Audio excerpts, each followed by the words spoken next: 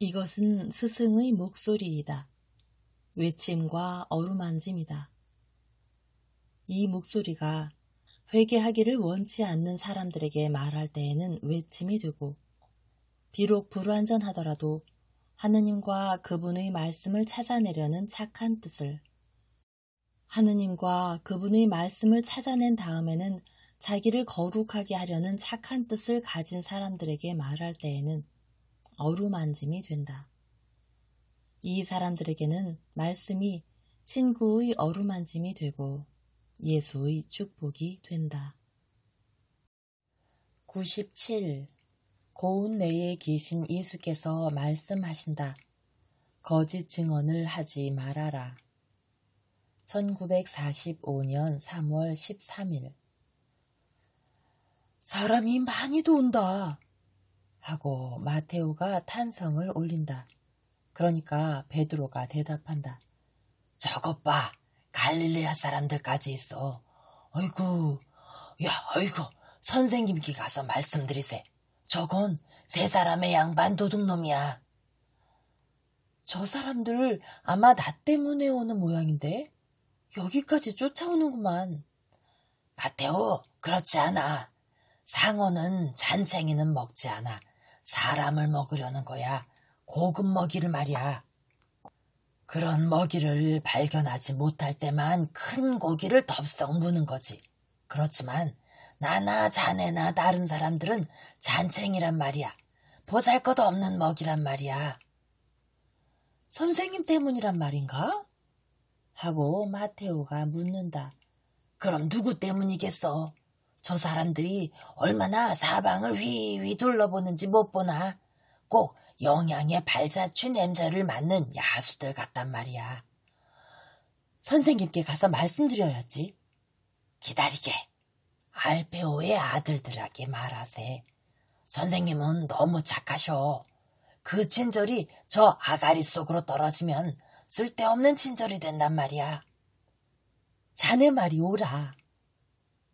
두 사람은 강으로 가서 야고보와 유다를 부른다. 이리 들어오게. 녀석들이 왔어.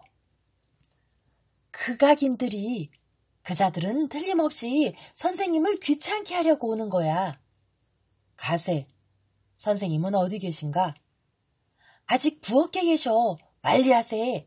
선생님이 알아차리시면 못하게 하실 테니까. 그래. 그런데 그건 선생님의 잘못이야. 나도 그렇게 생각해. 그들은 마당으로 돌아온다. 갈릴레아 사람이라고 지적된 한때의 사람은 다른 사람들에게 거만하게 말한다. 알페오의 유다가 우연히 지나가는 것처럼 가까이 간다. 그는 이런 말을 듣는다. 말이 사실로 뒷받침돼야지.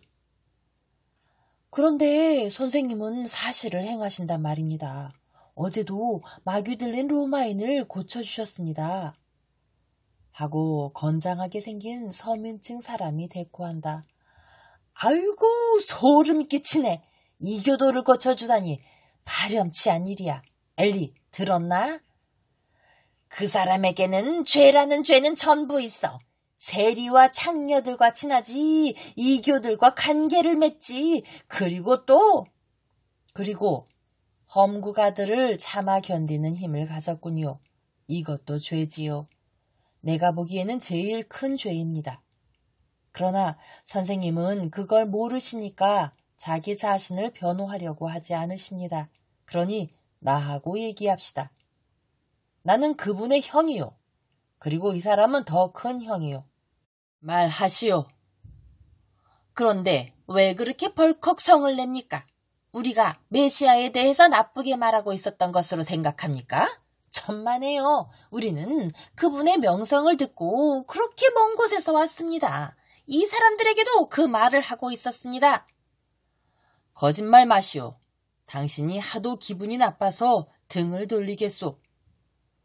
그러면서 알페오의 유다는 아마 원수에 대한 그의 사랑이 위태롭게 되는 것을 느꼈는지 딴 곳으로 가버린다.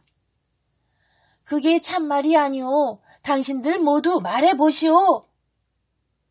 그러나 당신들 모두, 즉 그 갈릴레아 사람들과 말을 하던 다른 사람들은 침묵을 지킨다. 그들은 거짓말을 하기는 싫고 감히 반대는 하지 못한다. 그래서 잠자코 있는 것이다. 우리는 그 사람이 어떤 사람인지도 모릅니다. 하고 갈릴레아 사람 엘리가 말한다. 당신은 내 집에서 선생님을 모욕하지 않았지요? 그쵸? 하고 마테오가 빈정거리며 말한다. 당신 병 때문에 기억력이 없어진 겁니까? 갈릴레아 사람은 제 겉옷을 집어가지고 다른 사람들과 같이 가버린다. 이 비겁자야! 하고 베드로가 등에 대고 외친다.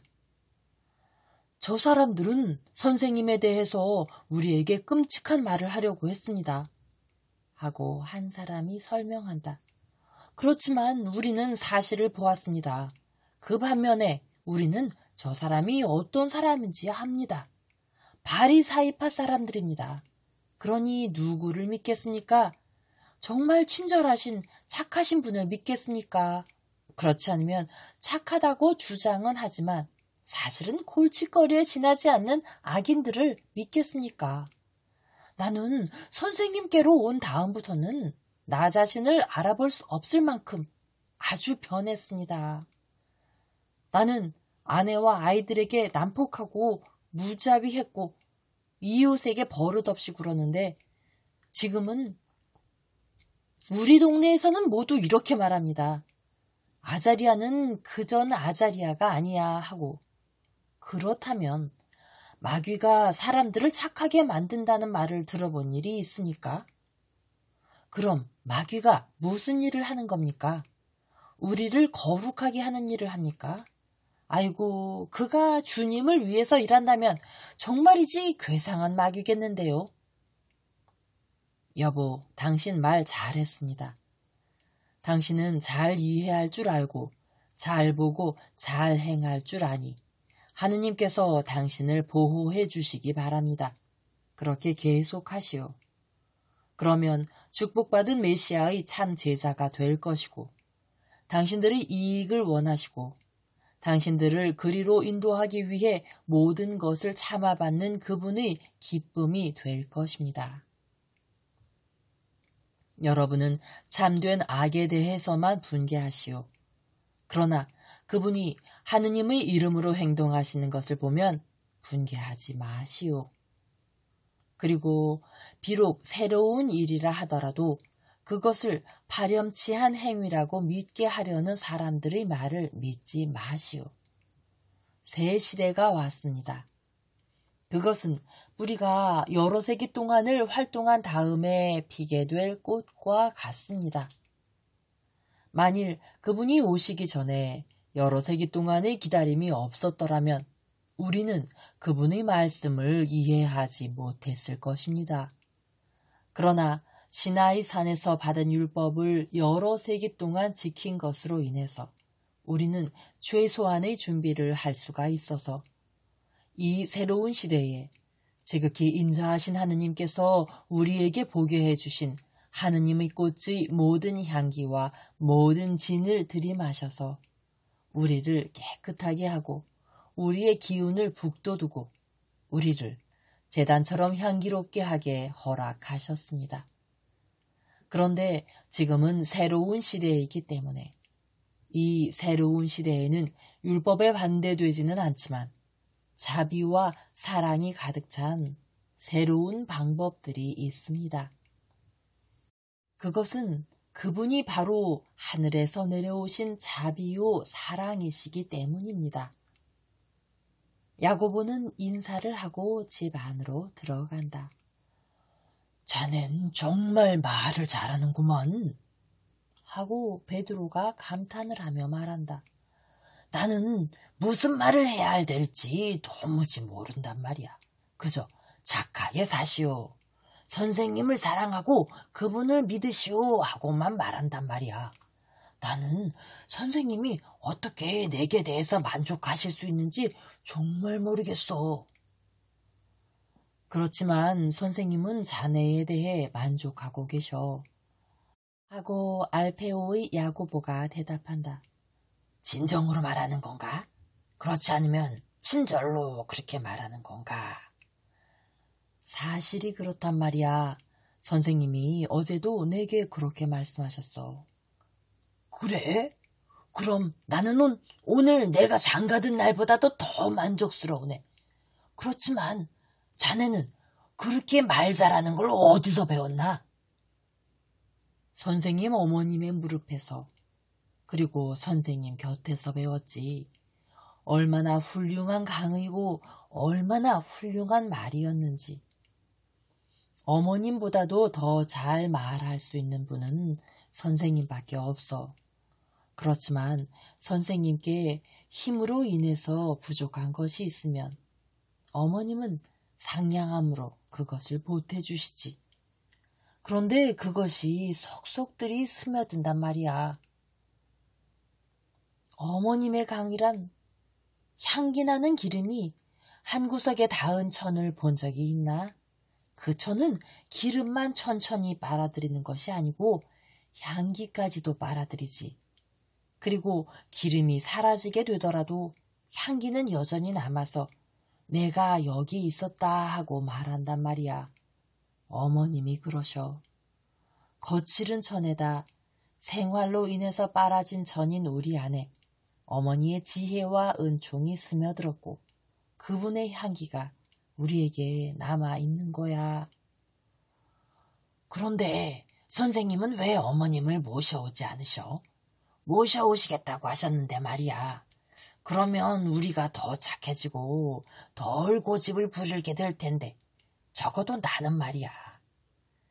그리고 저 사람들까지도 이따금씩고는 저 독사 같은 사람들도 더 착해질 텐데 말일세. 그렇게 생각하나?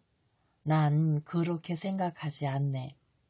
우리는 더 낫게 될 것이고 또 비천한 사람들도 더 나아질 테지. 그렇지만 유력자들과 악인들은 아이고 요나의 아들 시몬, 다른 사람들도 자네와 같이 올바른 감정을 가지고 있다고는 절대로 생각하지 말게. 기대가 어긋날 걸세. 저기 선생님이 오시네. 선생님께는 아무 말씀도 드리지 마세. 예수께서는 부엌에서 나오시는데 기름 바른 빵 껍질을 잘근잘근 씹으면서 예수님 곁에서 종종 걸음을 치는 어린 사내아이의 손을 잡고 오신다. 예수께서는 당신의 넓은 보폭을 친구의 짧은 다리에 맞추신다. 그리고 기쁘게 말씀하신다. 내 사람을 하나 만들었다. 아스라엘이라고 하는 이 4살 먹은 사람이 제자가 되어서 전도를 하고 병든 어린이들을 고쳐주고 12월에 포도넝쿨에 포도송이가 달리게 하는 법을 배우겠다고 말하고 그 다음에는 산에 올라가서 모든 사람에게 이리 오시오, 메시아가 오셨습니다 하고 말하고 싶다고 한다. 그렇지, 아스라엘아? 꼬마는 웃고 그렇다고 말한다. 그리고 그러는 동안에도 빵 껍질을 조금씩 갉아먹는다. 넌 먹을 줄도 모르는구나. 너 메시아가 어떤 분이신지도 말할 줄 모르지? 하고 토마가 놀리느라고 꼬마에게 말한다. 나자렛의 예수님이야. 그럼 메시아라는 말은 무슨 뜻이냐? 그건 사람들이 착해지라고, 다들 착해지라고 보내서 온 사람이야. 그럼 착해지려면 어떻게 해야 하니? 너 같은 꼬마는 어떻게 하겠니? 난 예수님을 좋아하고 무엇이든지 할 거야. 그리고 내가 예수님을 좋아하니까 예수님도 무엇이든지 할 거야. 아저씨도 그렇게 해. 그럼 착해질 거야. 도마야, 이 교훈은 네게 주어진 것이다. 계명은 이렇다. 나를 사랑하여라.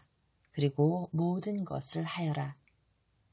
만일 네가 나를 사랑하면 나도 너를 사랑할 것이고 사랑이 네 안에서 모든 것을 하게 했기 때문이다.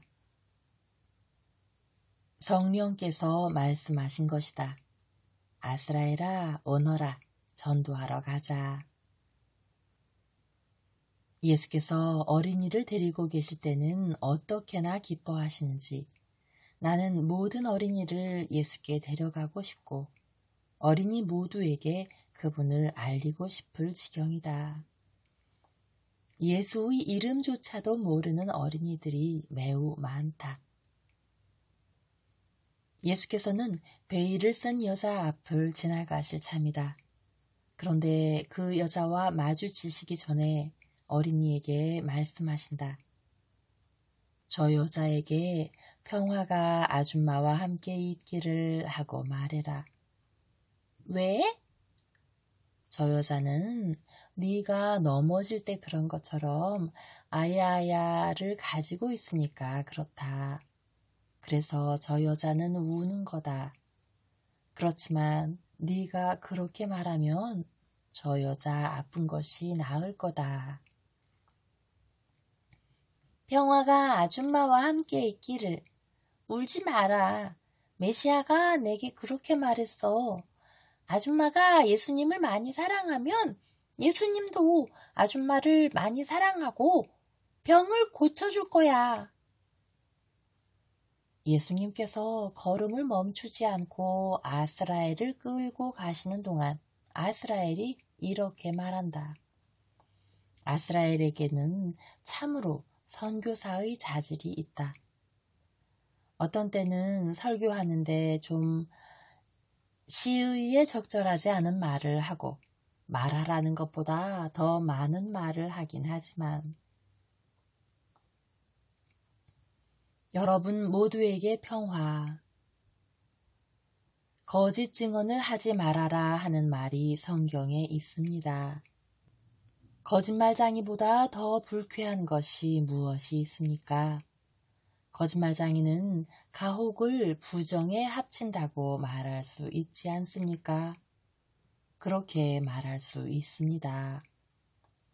나는 중대한 문제에 거짓말하는 사람에 대해서 말하는 것입니다만 거짓말장이는 잔인합니다. 그 사람은 혀로 남의 평판을 죽입니다. 그러므로 살인자와 다를 것이 없습니다. 나는 거짓말장이가 살인자보다도 더 나쁘다는 말까지도 하겠습니다. 살인자는 육체만을 죽입니다. 그런데 거짓말장이는 한 사람의 좋은 명성과 추억을 죽입니다. 그러므로 그 사람은 이중으로 살인자입니다. 그 사람은 피를 흘리게 하지 않기 때문에 벌을 받지 않는 살인자입니다. 그러나 그 사람은 그가 중상하는 사람과 그 가족 전체의 명예를 한꺼번에 상하게 합니다. 그리고 나는 맹세를 해서 다른 사람을 죽게 하는 사람의 경우에 대해서도 여러 말하지 않겠습니다. 그 사람의 머리 위에는 벌써 지옥의 숯불이 쌓여 있는 것입니다. 나는 다만 거짓말로 암시를 주고 죄 없는 사람이 불이익이 되도록 다른 사람들을 설득하는 사람에 대해서만 말하겠습니다. 그 사람은 왜 그런 일을 합니까? 이유 없는 증오로나 다른 사람이 가진 것을 가지고자 하는 욕심으로나 또는 두려움으로 그렇게 합니다. 증오로. 사탄의 친구인 사람만이 증오로 움직입니다. 착한 사람은 어떤 동기로도 절대로 미워하지 않습니다. 누가 그를 업신여기거나 그에게 해를 끼치더라도 용서합니다. 그 사람은 결코 미워하지 않습니다. 증오는 타락한 사람이 자기 자신에게 하는 증언이고 무죄한 사람에게 줄 수 있는 가장 훌륭한 증언입니다. 그것은 증오가 선에 대한 악의 반항이기 때문입니다. 착한 사람을 용서하지 않는 것입니다. 욕심으로. 저 사람은 내가 가지지 못한 것을 가졌다.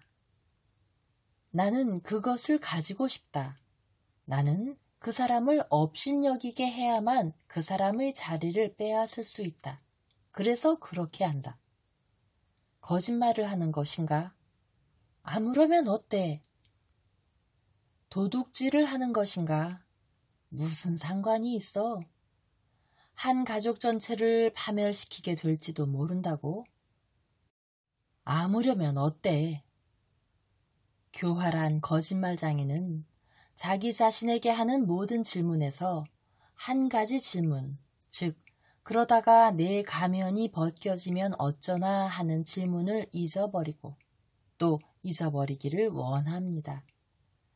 이 질문을 자기에게 하지 않는 것은 교만과 탐욕에 이끌려서 눈을 감고 있는 것과 같기 때문입니다. 그 사람은 위험을 보지 못합니다. 그는 또 술 취한 사람과 같습니다.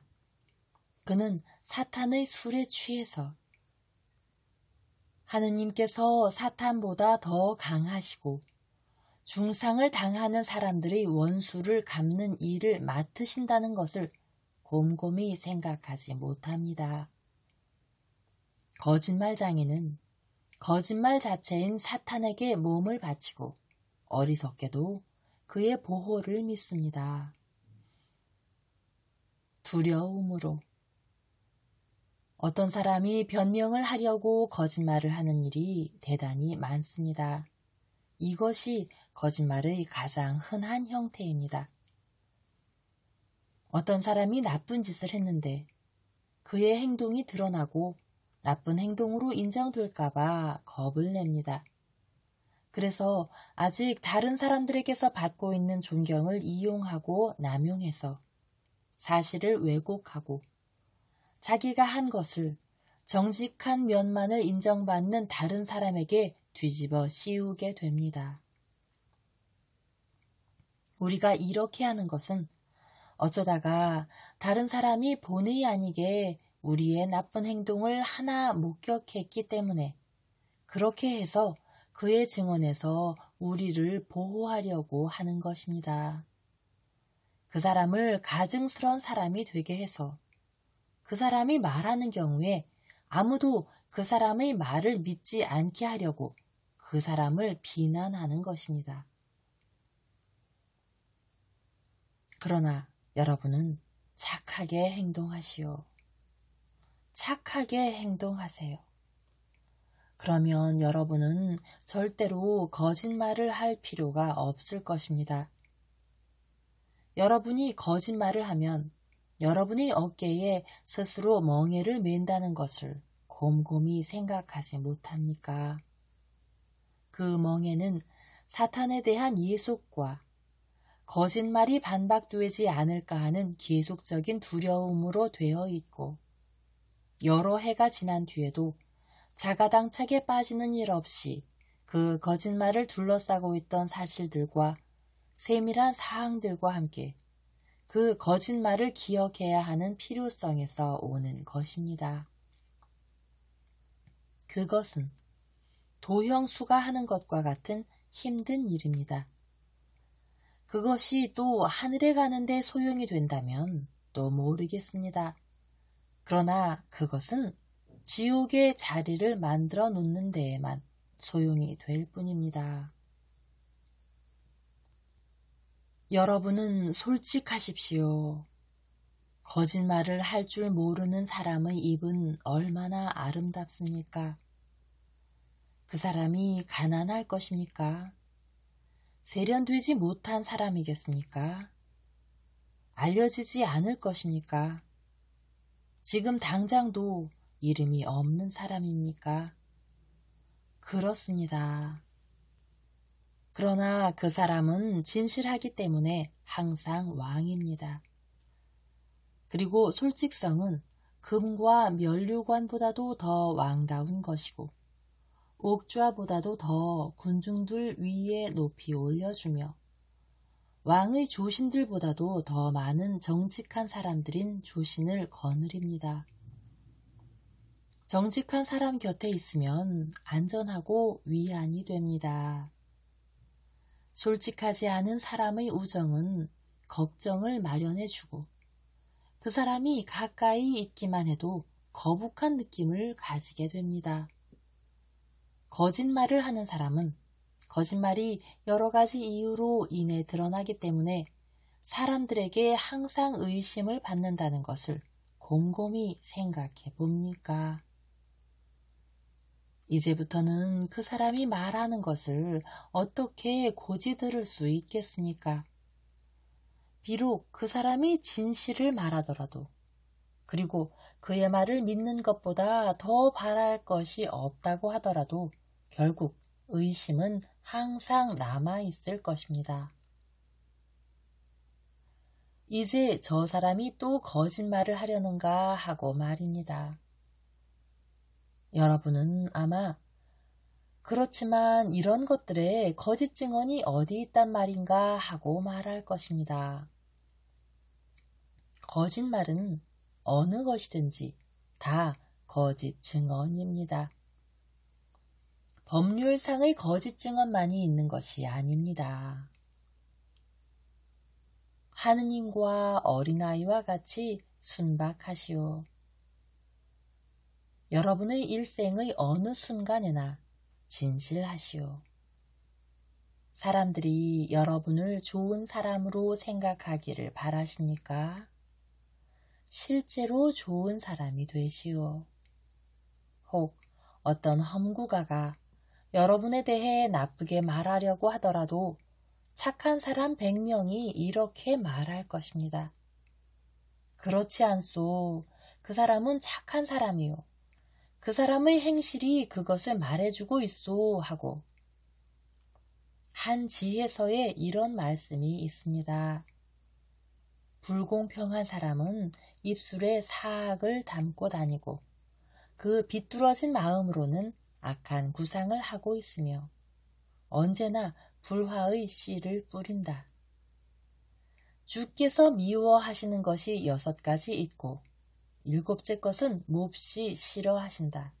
즉 거만한 눈, 거짓말하는 혀, 죄 없는 사람의 피를 흘리는 손, 불공평한 계획을 구상하는 마음, 악으로 급히 달려가는 발, 거짓말을 하는 거짓 증인, 그리고 형제들 사이에 불화의 씨를 뿌리는 사람이다. 혀의 죄로 인하여 파멸이 악인에게 다가온다. 거짓말을 하는 사람은 기만적인 증인이다. 진실을 말하는 입술은 변하는 일이 없다. 그러나 기만적인 혀를 놀리는 사람은 그 증언이 변한다. 불평하는 사람의 말은 소박한 것 같으나 내장을 파고든다. 원수는 그가 배반을 꾸미고 있을 때 그의 말하는 투로 알아볼 수 있다. 그가 낮은 목소리로 말하면 그를 믿지 말아라. 그가 마음속에 7가지 악의를 가지고 있기 때문이다. 그는 매력적인 외양 속에 그의 증오를 숨기고 있다. 그러나 그의 악의는 드러날 것이다. 구덩이를 파는 사람은 그 구덩이에 빠질 것이고 돌을 굴리는 사람 위에 그 돌이 떨어질 것이다. 거짓말의 죄는 이 세상만큼이나 오래되었고 지혜로운 사람의 생각은 거짓말장이에 대한 하느님의 심판이 그런 것과 같이 그가 결정한 것으로 만족합니다. 나는 여러분에게 이렇게 말하겠습니다. 항상 한 가지 말만을 하시오. 예라고 해야 할 때에는 항상 예라고 말하고 아니요 하고 말해야 할 때에는 비록 권력자들과 폭군들 앞에서라도 아니요 하고 말하시오. 그렇게 하면 하늘에 큰 공로를 쌓게 될 것입니다. 나는 분명히 말합니다. 그가 친절을 느끼는 사람에게로 본능적으로 가면서 친절 외에 다른 것을 찾지 않는 어린이의 솔직성과 같은 솔직성을 가지시오. 어린이는 자기가 가진 친절이 생각하게 하는 말을 하면서 말을 너무 많이 한다든지 그로 인해서 꾸지람을 들을 수 있다는 것은 따지지도 않습니다. 평안히들 가시오. 그리고 진리가 여러분의 벗이 되기를 바랍니다. 어미새의 목소리를 듣는 새끼새처럼 머리를 쳐든 채 줄곧 예수의 발 앞에 앉아있는 어린 아스라엘은 아주 다정스러운 몸짓을 한다. 그 작은 얼굴을 예수의 무릎에 비비면서 말한다. 선생님은 착하고 또 나는 선생님을 좋아하니까 나하고 선생님하고는 친구야. 이제는 나도 이렇게 말해. 그러면서 넓은 방 전체에서 들을 수 있도록 목소리를 높이고 예수님께서 하시는 것을 본 것 같은 몸짓을 한다. 다들 들어요. 나는 거짓말을 하지 않고 나자렛의 예수님을 좋아하는 사람들이 어디로 가는지 안단 말이야. 그 사람들은 야곱의 사다리로 천사들과 같이 높이 아주 높이 올라가서 주님을 만나게 되면 거기서 그냥 있는 거야. 그러면서 이를 전부 드러내면서 기쁘게 웃는다. 예수께서는 꼬마를 쓰다듬어 주시고 사람들 가운데로 내려오신다. 예수께서는 꼬마를 엄마에게 데려다 주시며 아주머니, 어린아이를 내게 주어서 고마웠습니다 하신다. 선생님을 귀찮게 했지요? 아닙니다. 이에는 내게 사랑을 주었습니다. 주님의 어린아이입니다. 그리고 주님이 이해와 아주머니와 함께 계시기를 바랍니다. 안녕히 가세요. 그리고 모든 것이 끝난다.